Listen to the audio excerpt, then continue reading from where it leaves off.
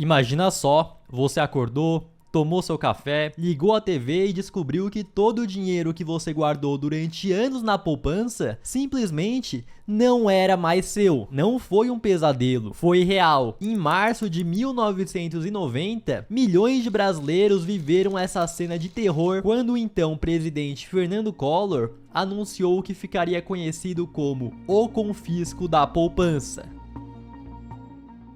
E quando nós falamos isso, o confisco da poupança, tem algumas pessoas que acreditavam que são pequenos valores, mas nada disso. Estamos falando de economias de uma vida inteira. Então era o dinheiro guardado para comprar sua casa própria, era o dinheiro guardado para pagar a faculdade dos filhos, para montar uma empresa ou até mesmo para pagar os seus funcionários. De um dia para o outro, tudo bloqueado. E o que você poderia retirar seria somente uma merreca. E o resto ficaria congelado por 18 meses nas mãos do governo. E o mais assustador, muita gente se pergunta se isso poderia acontecer de novo. Será que em 2025, com toda a tecnologia, novas leis, um sistema financeiro completamente diferente, um presidente poderia simplesmente apertar um botão e congelar tudo de uma vez? Nesse vídeo nós contaremos uma história trágica que marcou o Brasil para sempre, as consequências devastadoras para milhões de brasileiros e o que isso significa pra gente hoje. Então fica até o final porque o buraco é bem mais embaixo do que você imagina. Para entender o porquê o presidente tomou essa decisão tão radical, é muito importante você entender o que estava acontecendo no Brasil lá no final dos anos 80. Em 2021, nós tivemos uma inflação acima dos 10% e o povo já ficou apavorado e realmente é uma inflação muito alta. E aí você abre essa tabela, ano 1989, e tem inflação aqui ó 6%, 8% e 17% e você pode pensar, nossa, é algo parecido. Porém, isso aqui é inflação de somente um mês. Teve mês que a inflação chegou a ser acima de 50%. Quer dizer que no começo do mês você foi lá, recebeu seu salário, essa nota de 100 tinha o poder de compra de R$100 e ao final de 30 dias essa mesma nota de R$100 tinha o poder de compra de 75. Nessa época o Brasil estava uma loucura. Imagina você receber o seu salário e precisar ir correndo para o supermercado, porque no dia seguinte os preços já estariam maiores. Você comprava um pão pela manhã e de tarde ele já estava mais caro. Os mercados chegavam a remarcar os preços 3 vezes ao dia. As pessoas dentro do supermercado pegavam algum item e viam um preço na prateleira, na hora de chegar no caixa e pagar, o preço já era outro. Rolava até briga. Você entrava em algum lugar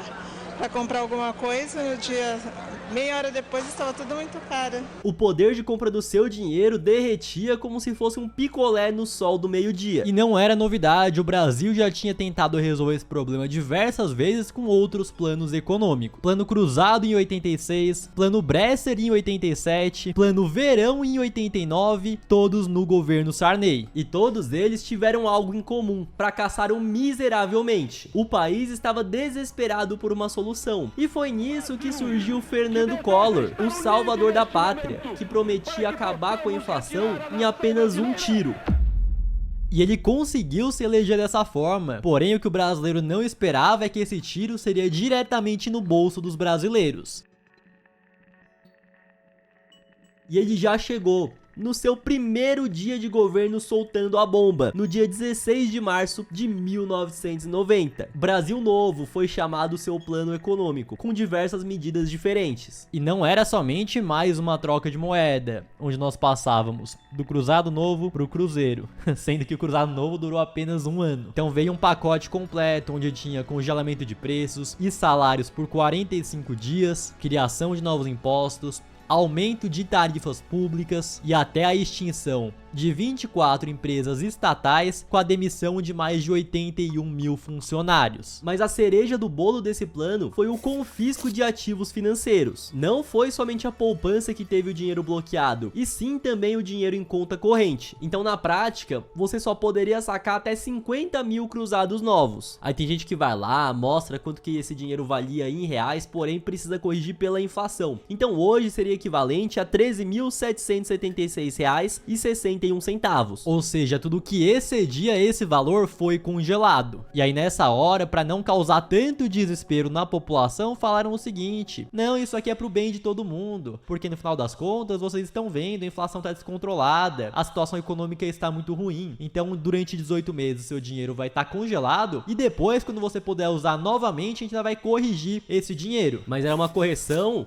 de 6% ao ano, e quando fosse descongelado, seu dinheiro já seria convertido automaticamente para nova moeda. Mas aí que vem o ponto, vai corrigir 6% ao ano, porém, um mês antes do confisco, a inflação naquele mês, somente em um mês, foi de 75%. Fica somente o questionamento: será que isso não é roubar a população? Estima-se que cerca de 80% de todo o dinheiro aplicado dos brasileiros foi congelado, algo próximo de 100 bilhões de dólares da época. Isso era equivalente a 30% do PIB brasileiro. E para completar o caos, logo após esse anúncio, o governo decretou um feriado bancário de 3 dias. Naquela época não tinha banquinho digital, aplicativo que você entra pelo celular, que você vê o que tá acontecendo, que você saca o dinheiro, não. Tinha que ir na agência bancária. E após esses 3 dias de feriado, todo mundo saiu correndo pros bancos, teve filas gigantescas. E olha só, mesmo com o dinheiro sendo congelado, sendo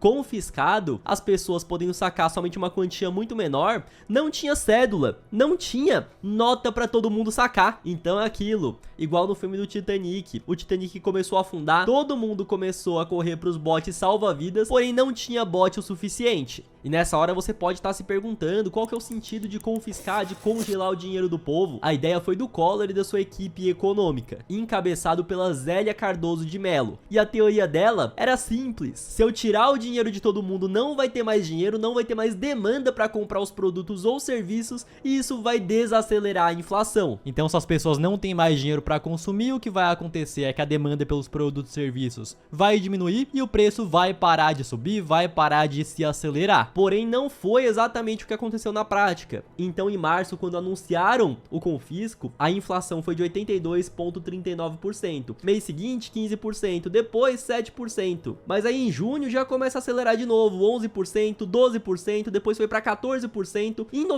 janeiro de 91, já estava em 20% novamente. O primeiro ponto, que é óbvio, mas precisa ser falado. Então, na época, os repórteres estavam questionando o presidente do Banco Central. Ele não queria falar que aquilo era um confisco, porque a justificativa é que o dinheiro ficaria congelado somente por 18 meses e, enquanto isso, a titularidade daquele dinheiro continuaria com a mesma pessoa. Mesma coisa que eu falar: eu vou te prender durante 18 meses, você vai perder a sua liberdade, mas depois desse período você tá livre, então você não tá preso de verdade, viu? E existem pessoas que até hoje defendem não que o dinheiro ficou preso durante 18 meses, porém depois ele foi liberado, ele continua sendo seu. Mas aí que vem o ponto: foram lá, te impediram de usar o teu próprio dinheiro, porém a inflação na época estava extremamente descontrolada. Durante esses 18 meses, a inflação total foi de 885%. Porém, eles falaram que iriam corrigir o dinheiro do povo 6% ao ano. Ou seja, com essa inflação e essa correção, você teria perdido 88,93% do seu poder de compra nesses 18 meses. Ou seja, eu vou confiscar o seu dinheiro durante 18 meses e hoje, uma nota de 100 reais que tem um poder de compra de 100 reais, quando acabar esse confisco, vai ter um poder de compra de pouco mais de 11 reais. Impedir a população de usar o seu próprio dinheiro, que a população precisou trabalhar pra caramba, precisou pagar muito imposto no meio do caminho, precisou não gastar tudo pra poupar uma parte e deixar lá na conta corrente ou na poupança. Deveria ser um crime, mas isso na verdade foi feito dentro da lei, e quem encabeçou isso, quem fez esse projeto, na minha visão, deveria estar preso. Nós temos 26 anos e não vivenciamos isso, porém pessoas da nossa família que tem mais de 50 anos passaram por tudo isso e carregam traumas até hoje. Tem gente que deixa o dinheiro debaixo do colchão. E o problema é o seguinte, como disse o Fernando Urich em um vídeo do YouTube, então a economia tava um caos.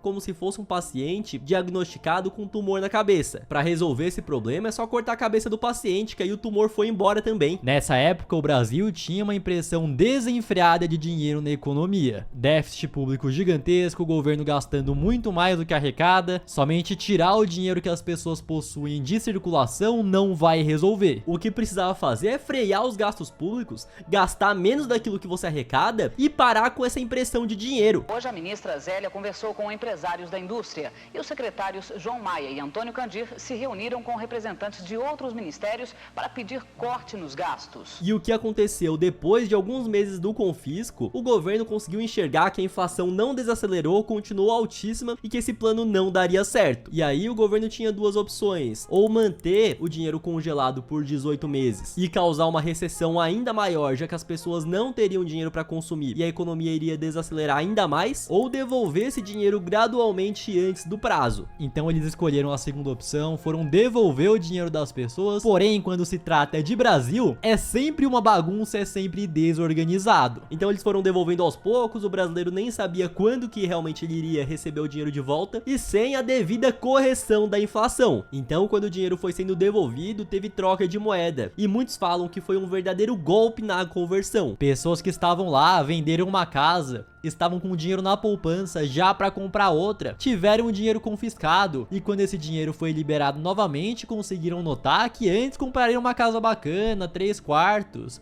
e com o dinheiro mesmo após a correção, não daria nem para comprar um barracão. Na prática, estima-se que os brasileiros que deixaram dinheiro na poupança que foi confiscado tiveram 40% a menos do que o valor real. O prejuízo para o poupador foi de aproximadamente 40%. Essa perda pode ser reclamada na justiça. Quem tinha 50 mil cruzados novos na poupança pode receber até 6 mil reais. Imagina só, você tava com dinheiro na conta para comprar um carro novo, comprar um carro zero, e aí você descobre que não consegue comprar mais nem um carro de 10 anos atrás. E os bancos, por sua vez, alegaram que somente estavam seguindo as regras determinadas pelo governo. E a conta desse confisco, que na minha visão pode ter sido considerado um roubo legalizado, chega até hoje. Milhares de pessoas que nunca chegaram a receber o seu dinheiro de volta corretamente. Algumas pessoas entraram na justiça e tiveram que esperar literalmente décadas. Por uma resolução em 2018, quase 30 anos depois, ainda havia pagamentos que deveriam ser feitos. Isso para aquelas pessoas que entraram com a ação e conseguiram ganhar na justiça. E olha que absurdo isso, tinham pessoas que não conseguiram o seu dinheiro de volta porque não tinham como provar que tinham dinheiro na poupança, ou até mesmo pessoas que não entraram com o processo até o prazo determinado. Esse foi um dos maiores calotes da história do Brasil, e tudo com a justificativa: é pro seu bem, é pro combate da inflação. Tudo isso com o aval do Estado e completamente dentro da lei.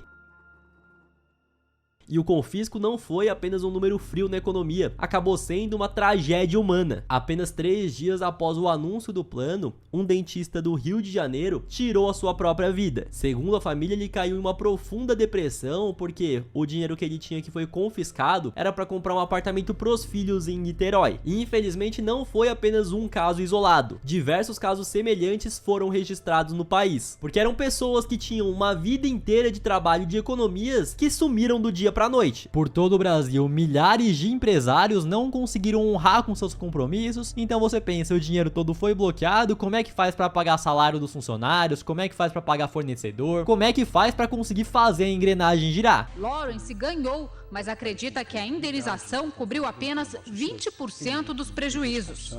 Nunca se recupera de um desastre desse tipo, né?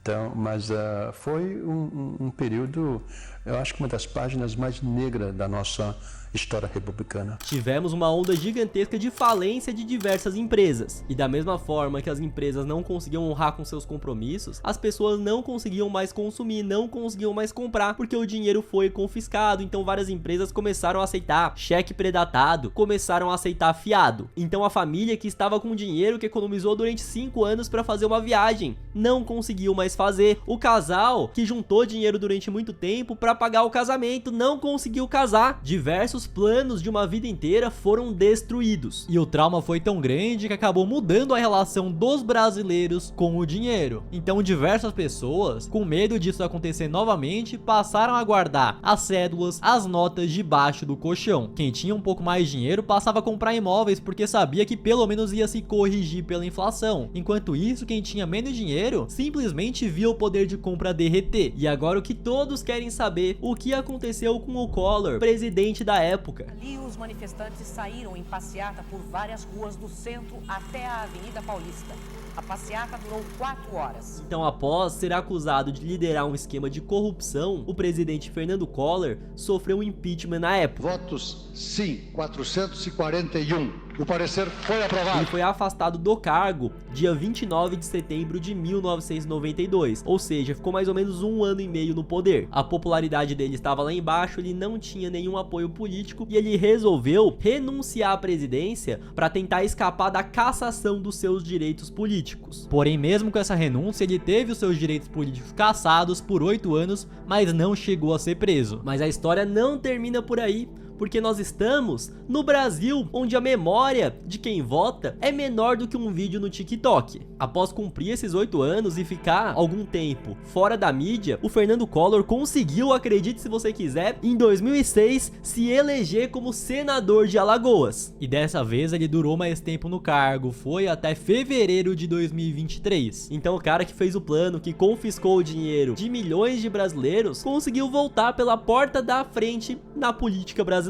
E olha só, recentemente nosso ex-presidente foi condenado de 8 a 10 meses de prisão. E por que isso? Collor foi acusado pelo Ministério Público Federal de receber entre 2010 e 2014 mais de 20 milhões em propinas. Isso aqui não é Brasil, é Brasino mesmo, mas também não é grande surpresa. É só observar onde estava o nosso presidente em 2018. Mas aí chega a pergunta que não quer calar. Isso poderia acontecer novamente em 2025? E a verdade é que depois desse confisco, depois desse escândalo, o nosso sistema financeiro aqui do Brasil se tornou muito mais robusto. E nós temos um arcabouço muito mais sólido. Então, por conta do que já aconteceu no passado, por conta dos traumas que isso gera até hoje, eu vejo que é muito mais improvável. Mas eu também acredito que é muita inocência falar que isso é impossível, visto que no Brasil, até mesmo o passado chega a ser incerto. Porque pensa comigo, quantas pessoas lá no dia 16 de março de 1990 esperavam que as suas economias de uma vida inteira seriam confiscadas. Isso tudo aconteceu dentro da lei, com o aval do próprio Estado. Eu vejo que não é inteligente, não é sensato você deixar 100% das suas economias, 100% do seu patrimônio dentro do Brasil. Que por mais que hoje nós não estamos passando por um período de hiperinflação, o real, que é a moeda mais bem sucedida do Brasil, em 30 anos perdeu quase 90% do seu poder de compra. Então mesmo com as coisas aqui no Brasil dando certo, vendo aí no retrovisor, você vê que no final das contas já deram errado. E por conta de tudo isso, nós fizemos a blindagem global. É um passo a passo para você aprender a investir o seu dinheiro fora do Brasil,